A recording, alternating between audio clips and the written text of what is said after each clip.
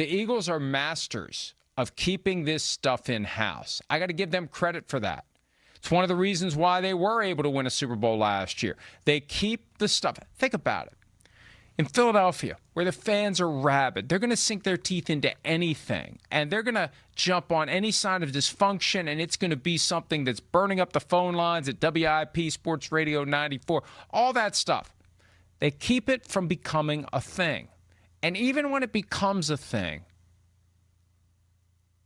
you don't see the effort to get to the bottom of it. That's what's so weird about it. Is there anyone out there that is in a position to get to the bottom of it and is committed to getting to the bottom of it and is actually close to getting to the bottom of it? I don't know what it is. I don't know what keeps because look, if I can figure it out, it isn't all that complicated. There's something there. And with Jalen Hurts, are the teammates like unwilling to approach him because maybe they think he doesn't respond to that not that he gets mad. He's just got that very calm demeanor. And, maybe somebody has tried in the past to raise concerns with him, and he says, yeah, okay, that makes sense. We're just trying to win football games here. We're trying to get better. Thank you for that. And then when it doesn't get incorporated, you're like, what the hell? I mean, we've had those experiences, haven't we?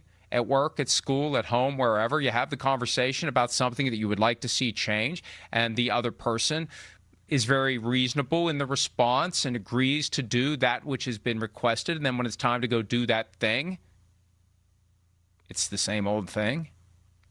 At a certain point, you just give up. At a certain point, you question your own sanity. Hurts was also asked if he thinks the offense is getting any closer to becoming a finished and complete product, which will be critical to another Super Bowl run if they should make it. Here he is. I think a lot of the things are internal wounds a bit, and it's about correcting those things. There's a lot of opportunities out there for us. We just got to go take advantage of them. And then I think, I've spoken on particulars and what we do, just having alignment in that, having a vision, and then going out there and establishing identity and then committing to it. I think over the course of the year, we've gone out there and played different styles of games and almost all of the games. And it's about sitting in something, committing to it, and then going out there and saying, this is what we're going to do, and push forward. You watch the course of the season. I watch the course of the season, and I don't think it's a capability thing. It's just a matter of having great focus and ultimately pursuing the same thing as an offensive unit and from a bigger perspective as a team.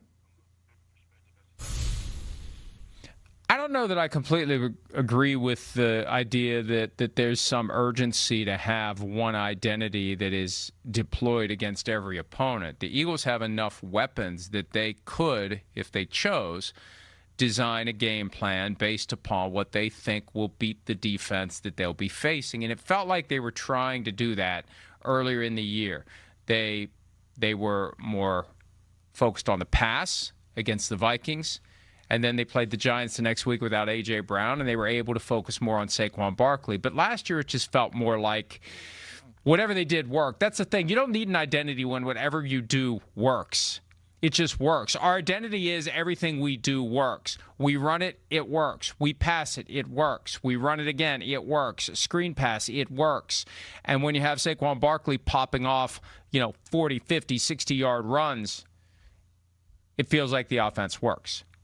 So they're good enough that they could design a game at a game plan each week, whoever we're facing. This is what works. Okay, this week, this is what works. But you got to go out and do it. That's where the disconnect seems to be. And it all comes back to the Derek Gunn report. If you haven't seen the item, go check it out at PFT. The idea that what the coaches want, what the players expect, isn't what Jalen Hurts is doing. He's playing his game. Derek Gunn's report, not mine. Don't blame me. I'm just the messenger. But patting the ball, waiting, not taking the plays that are there, just let it rip.